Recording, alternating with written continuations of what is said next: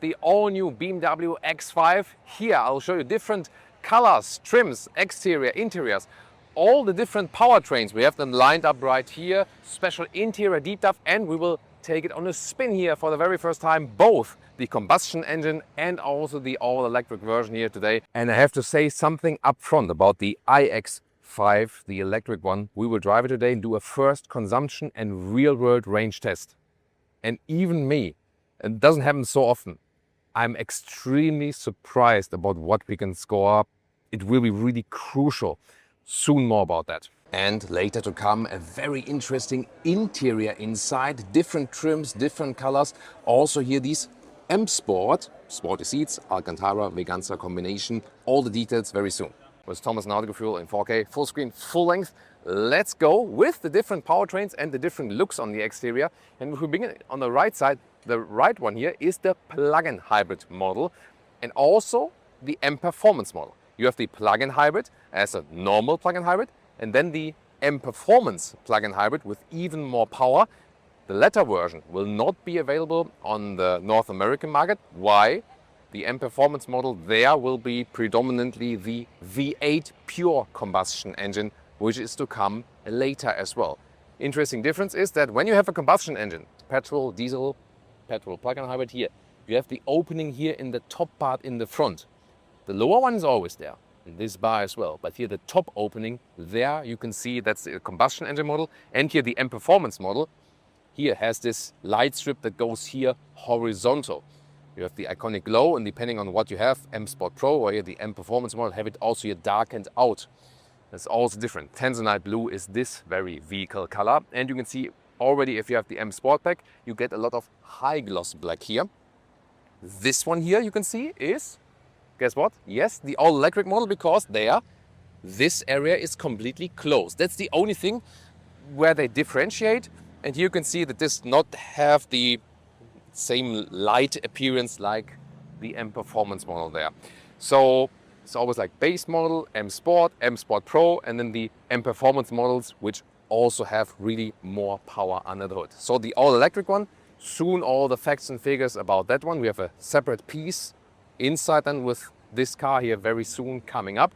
Interesting or main fact is that it has a 141 kilowatt hour battery, massive, and EPA figure 435 miles on the official driving cycle would mean about 700 kilometers. That's more like the 60 miles an hour, 100 kilometers an hour motorway range. And yeah, very promising. And soon we can give you more details about that. Then we have a white vehicle here, or with a special paint. This one is the hydrogen electric version. It will probably not be the best seller. It's a project, special project there. I'm not sure if that really makes sense. Some have high hopes for it, but the problem is we already have infrastructure problems with all electric vehicles in, and they are catching up. If it then makes sense to make a hydrogen version, that is definitely up for discussion, but this one will also be available. Then we have here the pure combustion engine side. This one here is the pure petrol version. 400 horsepower, 5.3 seconds in the acceleration figure, the famous 3-liter inline 6-cylinder. And there you can see once again opening right there. And this one is not M Sport, and that means we have here the lower part. This is the normal black plastic, which would be high gloss black in the M Sport package. And here, no M Sport Pro. Here we have the brighter double kit in. So this one is Indianapolis red. Also good to know that. And this one is the diesel, inline 6-cylinder diesel. And there you can once again see the good difference. Black plastic here in the front fenders, and it will be also accounting for the side fenders, whereas here with the M Sport package you have everything then in high gloss black again, and this one is once again then also with the darkened out kidney in the front, means that this one is also then this M Sport Pro package. So some exterior differences, but the main theme is that they say no matter which powertrain you get, they will all look more or less the same. We can also take a look at side profile here, and then the rear here you can see base look. I think it's not bad, it's an SUV. Then you get here the normal black plastic, whereas with the M Sport you have it then here painted in body color. It's of course a little bit more premium. Then again, some prefer actually the little bit more raw look with an SUV, and the same also goes for the rear. If you have M Sport or M Sport Pro, you have it here then in high gloss black, also then this area whereas with this one then, more base model here, X540, pure petrol, you have then here the normal plastic look. So tell me, which one do you prefer? Then you can see here also in the rear, nice light signature, counts for all the vehicles. You have 21 to 23 inch wheels. Soon I'm going to talk about that. This, by the way, here, this new X structure they also revealed here. And we are here in the BMW Spartanburg plant in South Carolina, where this vehicle is actually being built. The whole X5 family, and also then exported to the whole world from here. This one here is, by the way, the whole complex behind me, the biggest BMW plant in the world. It's even bigger than the ones they have in Germany. Yeah, that's also very interesting. This one again here, the iX5, the electric one, new xDrive logo, and here the performance model then looks a little bit different. Although this is just the 6-cylinder, it has massive pipes here in the lower part. Also no job for the Autogefuehl의 fake exhaust release, and there you can see M60e, then here for the M performance model. So there is an M performance model for the plug-in hybrid. There will be an M performance model for the pure electric one, and there will be the M performance model for the pure combustion engine with the V8. That's the only one that we do not have yet on display here for you today. And suspension info. The base suspension is already an adaptive suspension, which is in a stiffer trim with the M Sport package. Then you have a little bit sportier. Optional, the adaptive air suspension. And in Europe, you get it together in a package with a rear axis steering. Up to 3.5 degrees, it steers then in the opposite direction than the front wheels. In the North American market, they do not offer the rear axis steering unless you have an M performance model. For these, you can get it. And for BEV, for the electric, for the plug-in, and for M performance models, you can also get active roll stabilization on top of that. And let's quickly move here to a little bit calmer studio to have a deep dive into some facts and figures. Also more about the iX5, the electric version. This one here in Tanzanite blue, a very nice, elegant dark blue color. This vehicle does not only have the M Sport package, but also the M Sport Pro. In that case, then with the M Sport Pro, here the double kidney, the frame is also darkened out. That means when the light is off, it's completely dark. But here you can see once again the illumination around with the double kidney, and here then in the horizontal way.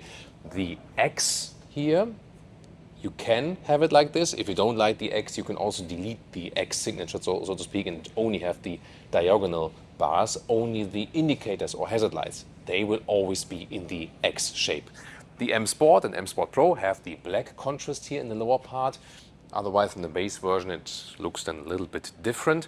And well, the other colors are of course also very nice. We personally like the Brooklyn Grey by BMW. Probably if we go for another BMW, we would also go for the Brooklyn Grey. Then the length here is at 4.99 meters, 197 inches. It's more or less the same like before. Wheels, interesting, 21, 22, 23. These in the middle, 22-inch. And the interesting thing is, especially for the iX5, for the electric one, as soon as you go here for the 22-inch wheels, you get the wider wheels. So you would have 255 base in the front, 275 here now, so a 20mm jump. And then here in the rear, the jump is even 30 millimeters wider. And that is really crucial, because if you go for the electric version, that means if you stick with the 21-inch wheels, you will have the best possible range. Very important, and especially for the electric customers, and of course it gives you a little bit more comfort. Quickly here to the rear, M Sport package also has the black contrasts, and here in the lower part, then the light signature looks a little bit different, by the way, in the M Performance models, but all others have it like this. iX5 60 means this one is the electric version, and 60 then for this powertrain, which is at 4.6 seconds in the acceleration figure. So unlike the before figure we had, which was at 4.7, they found out that they could make it even a little bit quicker then. And here, interesting new CI for the xDrive. So it was a little bit different in the logo before. Now it's a more, let's say, simplified look than here for the xDrive. And let's talk about the iX5 here from the specs and so on. So the battery is at 141 kilowatt hours net. That's the usable size. They also got something more of that as well. Before it was 140, now 141, the final spec. So sometimes when we are in that very first studio episode, something still evolve, you know, and these are then the concise figures. Then here the frunk, you have to unlock it twice. Unlike with Mercedes, sadly you cannot press the logo or something. That would have been cool, right? So this manual opening, and then you have this cover here with nice second BMW logo.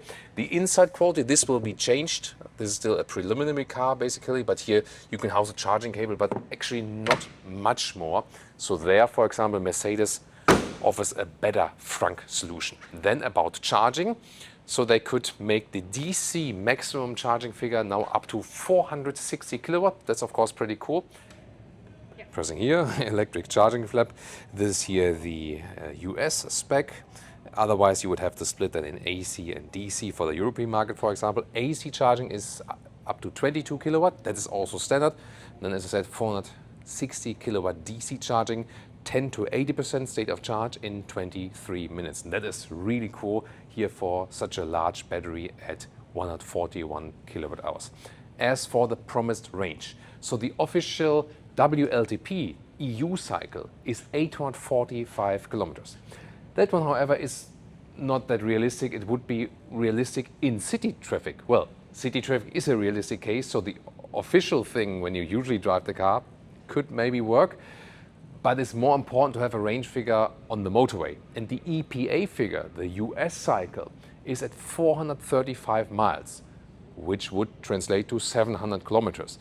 And that one is a realistic figure, as I expect. And also if you look at other vehicles, how they were rated by the EPA, when you go like motorway, 100 kilometers an hour, 60 miles an hour. Of course, as soon as we can drive that one extensively, we will do even more range tests and so on.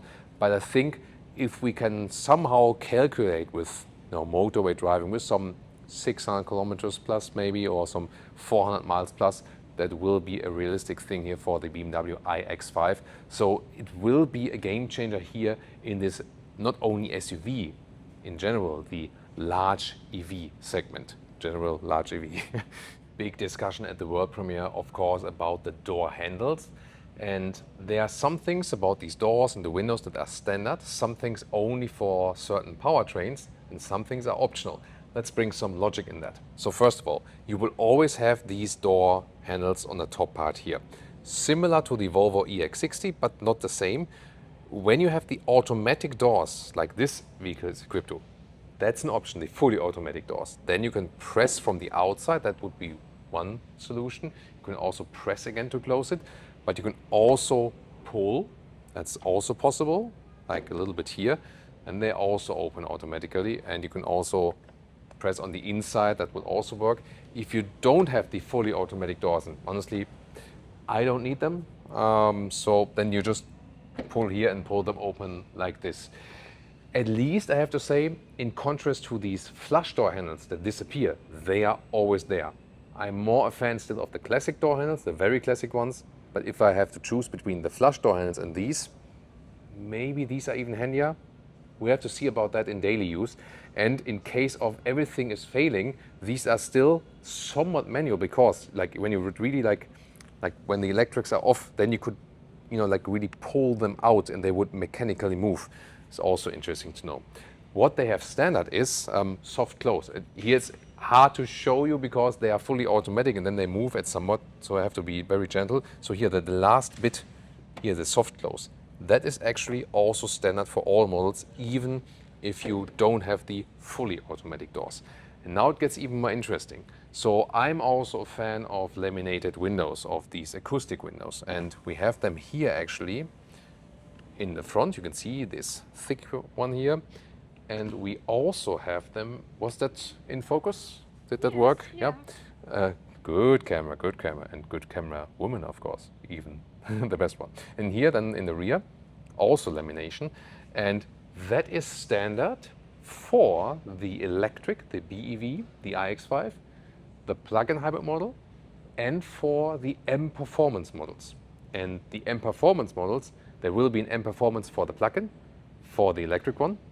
That makes sense then with the windows. But you will also get a petrol M performance model, a V8. So they will have the lamination in the windows. That's great, and that's also standard for them. That's awesome. What's not awesome is that if you have a pure petrol or a pure diesel, then you will not get this lamination in the windows. And that's a little bit sad. I think it would have just been easier also. And we're standing in the plant here, by the way, where the car is being built. I think it would have been easier just to give all customers that and make it standard all across. The logic is that, hey, if you don't have like if you have a louder car basically from the engine, maybe you don't notice. I would probably still notice on the German Autobahn when I drive fast. And what I also recently learned is that that these laminations here, they also block UVA rays. That is also better for your skin long term and so on. And they're also better, against heat when the sun is coming from the side and maybe that the interior doesn't get that hot. So yeah, interesting aspects for sure. Then inside of the doors, let's take a look here. In this case with the microfiber inserts here, and rather classic for the window levers, 4 times electric door closing sound. Yeah, this hydrous black, maybe not, you see it collects a lot of fingerprints, maybe not that nice. And also here, we need some fabric inserts at the inside of the doors, I would say so. Then M entry badge, since this one is the M Sport pack. Then we also have the M Sports steering wheel. This is the one from the looks that is most normal because it has the spokes there. However, in this case here, it does not get the perforation, and this is also the animal material, strangely again. It is not as soft as the Veganza material from all other steering wheels, and it doesn't have perforation. So you have the base steering wheel in black, then you have the sport steering wheel in black with perforation. I would probably go for that one. Then you have the white steering wheel without perforation, and these 3 are in Veganza animal-free trim, and the material is even softer, more pleasant to the skin. And then you have here the animal skin steering wheel in the M Sport with, let's say, a little bit different design here. In the iX3 and the i3, they are all from the Veganza. Here they went a different direction again, not sure exactly why. Yeah, but just that you have this overview about the steering wheel. This is the tattoo full color, the brown color. In this case is the animal skin, but you can also get a wide variety of choice of Veganza interiors. We can show that to you now actually for, at the other cars outside. General cockpit overview. General cockpit. You have the main infotainment unit. There has been discussion of, do you need to cut it out like this? And it's of course not necessary, but then again you have a unique selling point because everyone, like so many manufacturers, nowadays put the big tablets in the interior, that this one then looks a little bit different from that perspective. Optional passenger screen, you can see it right there. I probably would not take it, but you can if you like, and you cannot see it that well as a driver because this one kind of like overlays the passenger screen, and that's also meant to, that you don't look at that one as the driver.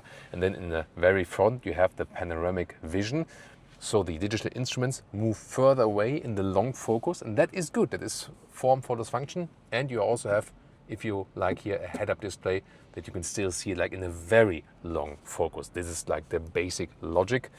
On the steering wheel itself, these buttons here are helpful on the one hand because this is how you can easily do the parking feature, and they only appear if they are available. Then again, the feedback and the visual part of it is not my favorite one, so to speak. What I found quite cool is here this slate interior, it's a real slate, feels quite nice.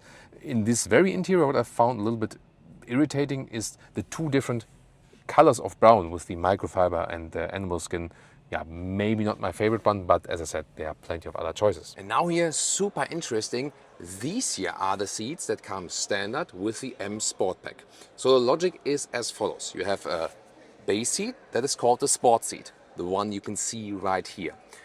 Has here good bolstering on the side and so on. This is the so-called Veganza material. It's a leather-free material, it's a man-made leather, very good soft quality, perforation for passive cooling. And with the M Sport pack, you also get this Alcantara insert here on the top part. This is very cool.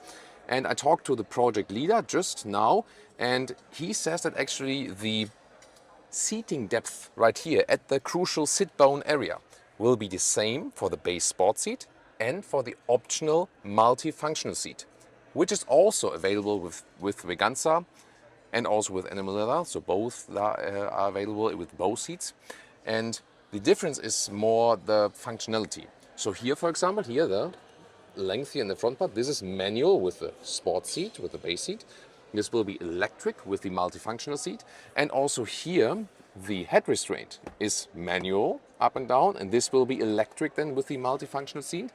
And while this one here can also be heated, same way here, heated steering, heated seats, the multifunctional seat can also be cooled. This is of course also a very crucial feature, and this will be a package. So when you go for the multifunctional seat, you will get the seat cooling, the electric control of the front area, and the head restraint. Wouldn't be that important to me, but the seat cooling would be very important to me. So I really like the base sport seat, and comfort-wise, it's really super comfortable. The seating depth here in the like here in the sit bone area is really good. So it's also good for long journeys and so on. So great comfort already with the base seat. That's the important thing. And that also here the animal-free material is really high quality. I would probably look into the multifunctional Veganza seat then to have the seat ventilation. You know, yeah, we've recently experienced it with the heat waves both in Europe and also in North America. That this is a feature that becomes more and more important. And in Asian markets, it's also considered a luxury even more. For example, a good insight is the South Korean market is the market worldwide that pays most attention to, is the seat also ventilated. And the good thing is that BMW shows that you can get the animal-free seat also with all the options you can possibly get. This is then also way to go to offer these alternatives. Here, this is the Veganza sports steering wheel. You do have these vertical spokes, which are kind of unusual, but this is the only steering wheel that has the perforation here, and that feels so much better, has so much sportier grip while driving. And whereas I don't appreciate the design of this steering wheel, it's maybe too futuristic, you get used to it a little bit.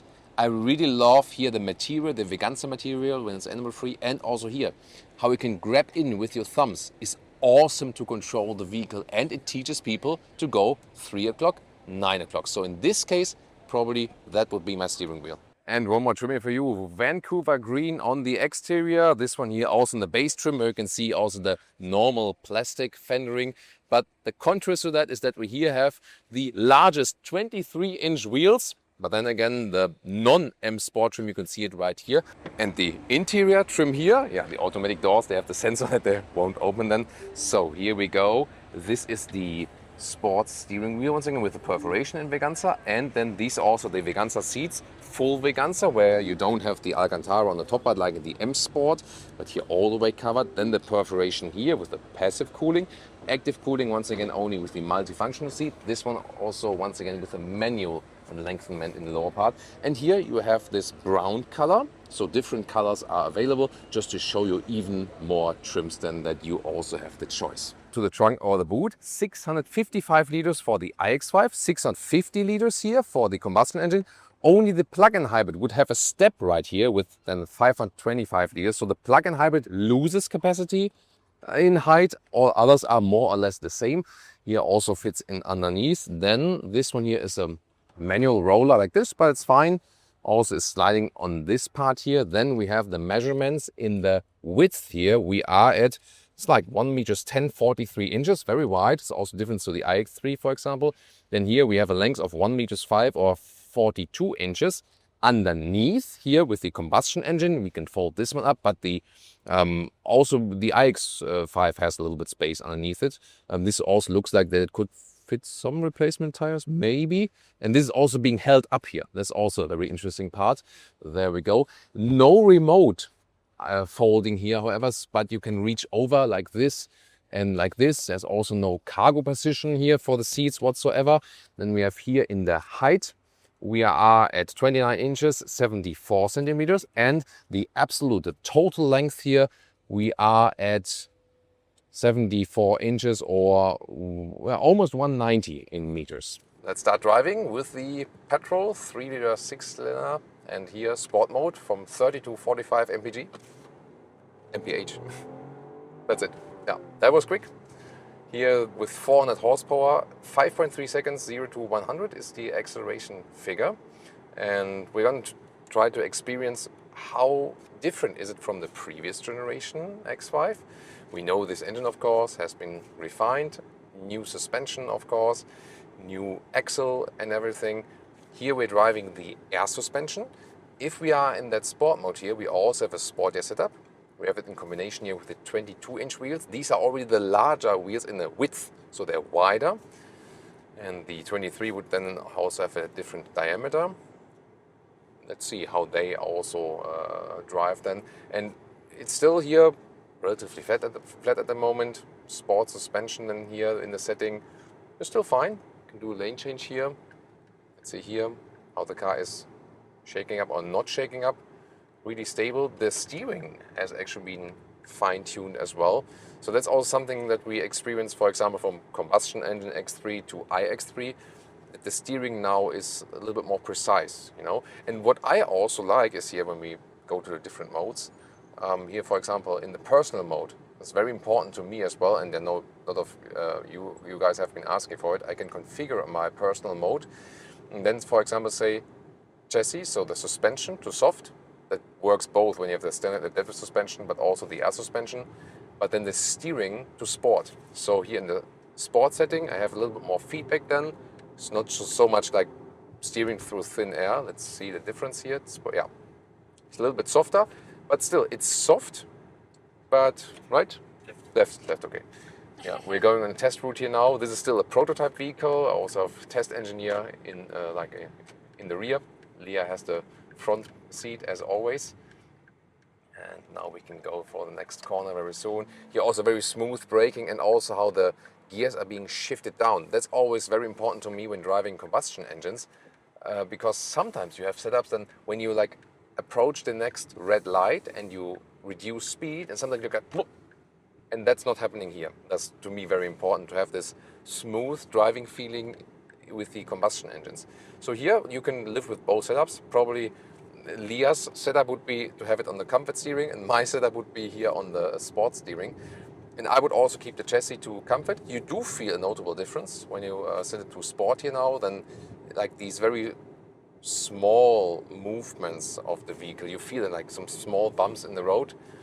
When there's on the sport mode, that's a little bit rougher, but that might be fun, for example, for alpine roads. Because sometimes we had that recently. iX3 always has the sporty setup because it has no air suspension. And the GLC EQ, for example, has the air suspension. Was great running straight. But then when we go some alpine passes, we were saying, for the passengers, maybe not so cool, sportier with the iX3. But here then you're also flexible when you can set it to the sport setup. And you can also do it in the GLC EQ, yes. But you feel that the Mercedes air suspension is usually set to a floatier scheme, whereas the BMW air suspension is already somewhat sporty in the comfort setting. Right? Next, right? So yeah, it's fun to play around with that one, and then you can find your personal mode. Let's see here in the corner. How is it for Leah when I'm in the corner with the comfort setting? Yeah. It's fine? It's fine, yeah. Yeah, yeah, that's the thing, you know. So yes, maybe you don't have the most floaty feeling, but especially for the passenger, it's actually better when it's not so floaty in the air suspension setup. You know, also when I, let's say, try to shake up the vehicle here like this, a little bit right, left. Maybe this for once here, people don't think I'm crazy because this car has the prototype camouflage around. So people see, there's something going wrong with this guy driving in the front probably, right? You know? Because sometimes when I'm driving the final vehicles and do some, I'm always safety first, yeah, but sometimes I'm doing crazy stuff on the road. Not unsafe stuff, but maybe crazy stuff. So they at least know that some testing is going on here. Yeah, but I think they both work. So depending on what you like, if I do some right, left here now, yeah, the car stays really, really calm. And the funny thing is, they have all powertrains here in one car, and somehow you feel that the combustion engine here, the petrol, will be the lightest. So there will be like somewhat 400, 500 kilograms lighter than the electric one. Let's see if we feel it, because we're soon going to hop onto the all-electric one. But what I can already say right now is that this vehicle here drives a little bit more like an electric vehicle in comparison to before. And I don't mean that in a negative sense. I mean that in a smoothness sense. Because with a lot of vehicles, you feel like, the electric version is really smooth in accelerating and decelerating, at least when you control it in the proper way, not like hammering it all the way through. And then the combustion engines more have this rather rough old school feeling. But here, what I feel in comparison to the previous generation, that it is a little bit more refined. You know how the acceleration and the braking is taking place. It's a little bit smoother. Hammering in the indicator, by the way, is a lot of fun. And yeah, I definitely have to say that steering is more fun, and also here the power delivery. You know, the adaptive, the all-wheel drive system. You know how the car is pushing out of the corners. You still feel that classic rear-wheel bias, and you know that a lot of manufacturers are going away from these classic all-wheel drive systems, even from for their combustion engine models, also because of some emission rules and new technology. And here you still have you clearly feel the rear-wheel bias when you go out of the corner. And as a good comparison, before we have been driving the X7 the past days. Then just when we went with our X3 in the workshop, we had an X5 as a replacement from the previous generation, so you can really very well control that. So this one here, the new generation, feels to me a little bit more refined and, let's say, settled on the road. I always like to use the term like sovereign on the road, so it feels even more planted. And that is what I mean by that. It feels more electric, but not in a way that it's, beautiful old Jaguar XK8 was one of my favorite vehicles, actually. One reason why I started to go being a car enthusiast. Here now, for example, here in the slide right corner, I know exactly what I'm doing, and it is not sporty in a way that it becomes uncomfortable to drive it, but it's definitely more engaging than most of the SUVs. And just been talking to the engineers, and they say that one of the goals was to make the car feel smaller than it actually is. And I think that works, because I'm not sure how Leah sees it, but I mean, the cockpit and everything, the steering is iX3, like we know it from the iX3. And if you would close your eyes now and just like from how the car is moving, could you tell if it's the iX3 or the X5 or the iX5? No. That's the thing, And usually when you jump to a different segment, you could directly tell, okay, that's the bulkier car, and maybe has more luxury features, but it feels bulkier. Yes, the iX3 here, in very tight corners, it will still be more agile when you go head to head. But especially if you have maybe like a week or two between having driven these cars, and especially when we just like an hour ago or 2 hours ago, we drove the X7. And yes, they built on the same platform. Yes, it's a little bit longer car, but we also drove the X5. So this one indeed feels smaller, more agile, and just at the same time also super relaxing, because when it's a little bit sportier and more agile, you don't necessarily have to use that potential, So when you're driving it in the calmer way, then it kind of feels like nothing. Now it's time to go with the iX5, the all-electric one. We also go to the sport mode. Oh, the bolsters also closed a little bit. We are also with the multifunctional Veganza seats now, which are more comfortable from the sit bone area. And now we can do some 0 to 40 miles. Road is clear. Let's go. Everyone hold on tight. Sport mode is fine. Yeah, because 4.7 seconds to 100. We won't do that now, but let's go. Whoop, that's it. That was 0 to 40 miles an hour. So, 0 to 60 kilometers an hour. I would say it's quick enough. Yeah. Really, I mean, we know that the GLC EQ, for example, is even quicker, but you don't really need any more power than that. Sport mode, of course, everything of that is tuned. Once again, you can have a personal mode. And here, you see the EV quicker than the petrol, of course. And yeah, in the personal mode, we can, there it is, configure. Yeah, we can once again do this chassis to comfort, but steering to sport. That feels similar then, and looking forward to now, because this one is also equipped with the air suspension and also with the 22-inch wheels. How much different does it ride, and will we feel the weight difference, for example? So far not, but let's see in some more corners and so on. Smooth stop is... Yeah, smooth stop. Yeah. Good point by Leah. Smooth stop is when we stop not by using the friction brakes, but we use it by the recuperation of the electric motor until 0. And then the difference is when I'm in the normal D mode and I lift the brake, then it creeps forward. and I could pull it here to the B mode. I could do the same in the combustion engine, of course, but here the B mode then is the one pedal driving. Strongest recuperation and one pedal stop to zero. If I'm in the D mode but go energy recovery D high, then it's also hard recuperation, but no one pedal driving. No pedals here behind the steering wheel. Everything is set in here in the menu. Probably you said it once. I like to go with the low setting. It's more, let's say, combustion engine-like, and then I tune the rest with the brakes. And you can do, in both cases, do the smooth stop. And here, the traffic is going, like the big trucks and so on. Here they're going like, I don't know, like 50 miles an hour or something. And we hardly hear anything here from the inside, because now here with the BEV, you remember the interior part, we have the lamination, we have the acoustic windows, both front and in the rear. Once again, here prototype vehicle, that's why something is still, you know, covered and so on. Right? Next, right? Let's try the interstate. Oh yeah, let's try the interstate, definitely. Even more interesting here than with the EV, also with, you know, the consumption and so on later on. And yeah, it's super silent. So here or next one? No, yes, right. Yeah. Okay, there we go. And we were already wondering in the combustion engine, which did not have the lamination, that was still already super silent. I was thinking like, how's that possible? You know, that you have the, like this silent atmosphere, although you don't have the lamination. And we found something, you know, very interesting new information here, exclusive for Autogefuehl의 viewers. Leah, you may find it in the menu, because I have to concentrate on the traffic, because the police is right here.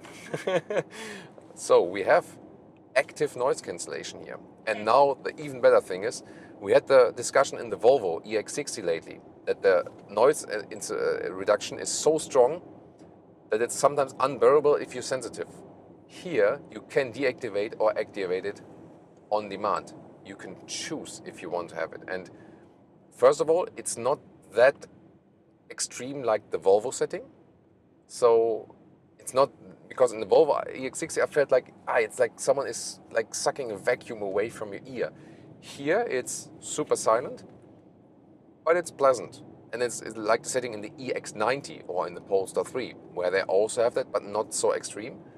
But I was always wondering, and also talked to the Polestar and Volvo guys, and like, why don't you just do a software deactivation for people who don't want to have that? Because that's software. It's an easy thing to do. Luckily, BMW thought of that, and you can activate or deactivate it. And I wonder if I feel at least that I can feel it somehow. Maybe a little bit. Let's deactivate it again. It of course also always depends on the speed. I mean, it's silent in both cases.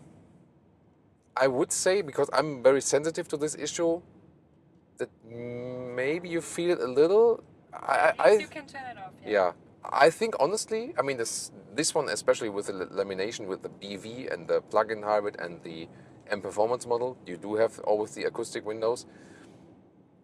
I think I'm a guy that would leave that off. I feel my ears are like somehow more natural and free with that option off. But that's when you're sensitive and Leah's making fun of you. But you, it's okay. I can live with that.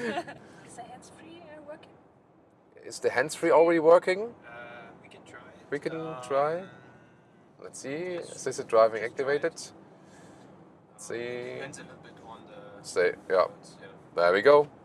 Yay! Yay! Best feature. I mean, this is... Concentrate. Okay. Yeah, so... wait a minute, I can... Is it... Just if it... Yeah, I just... Yeah, you know, I'm... That's also a thing, you know. This... how's it called? Cooperative driving, I think it was... Or symbiotic drive. It was called symbiotic drive, yeah. At least by the BMW marketing department.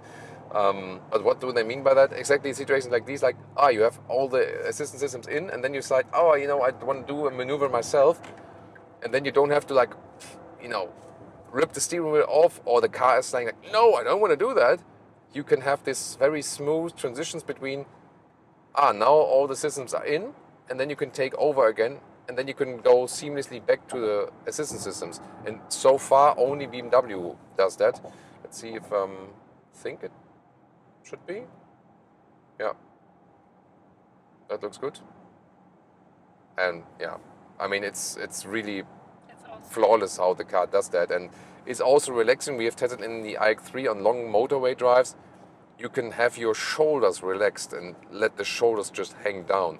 And that is really, really helpful so far. The iX5 drives better than the... Yeah? Yeah. Leah says the iX5 drives better than the combustion. In which way? I don't know. It's Even smoother? yeah, Smoother? yeah. I mean, we have more weight. Maybe that brings a little bit calmness. I mean, in very tight corners, you will probably still feel the weight. If you like would push it on the racetrack or something like that, then weight is everything. But here on the motorway, And it's even more silent. yeah, I mean, it Yeah, is more because silent of the- because of the yeah. lamination. And oh yeah, at the moment the active noise reduction is in. Wow.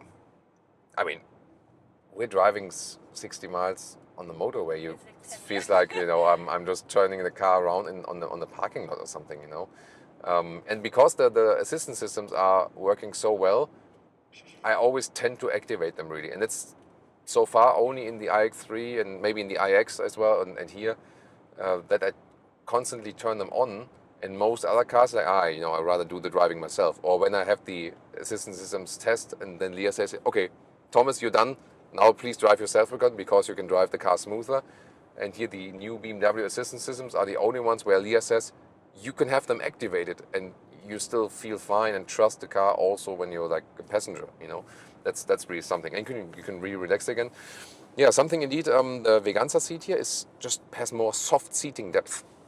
So that's also a good finding here. Even more comfort with that.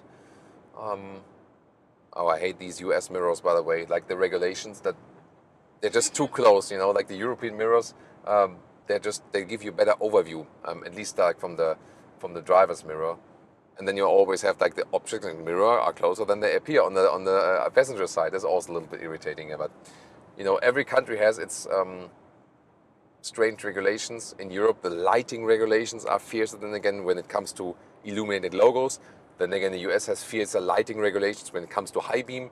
It's crazy. Can't we just all agree on one regulation? So, I mean, yeah, sometimes it's really too tough for that. And now the efficiency test, the real world range for the electric version for the iX5 here for today.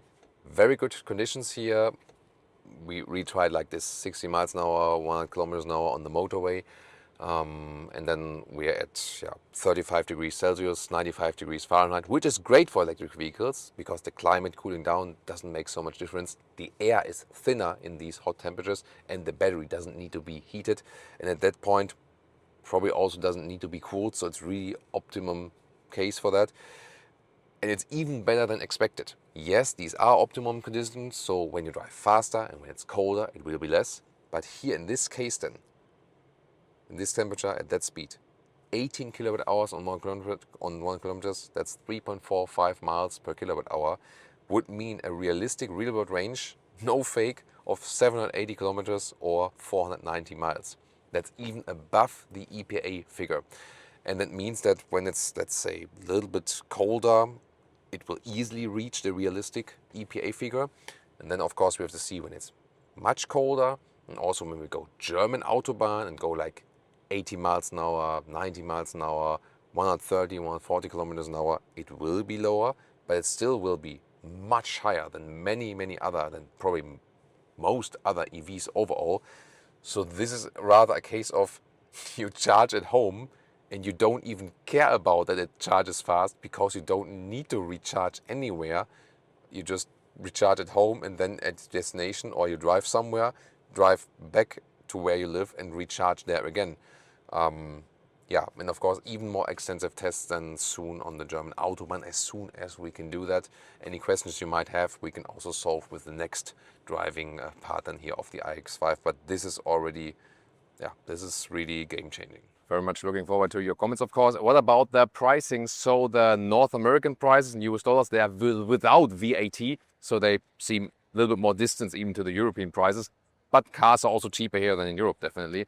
So 72,000 US dollars is the entry price for the pure petrol version. And then the iX5, that one here, starts at just under 80,000 US dollars. If we hop over to the European prices, German prices, there we start at 95,000 euros for the diesel. That's including VAT though.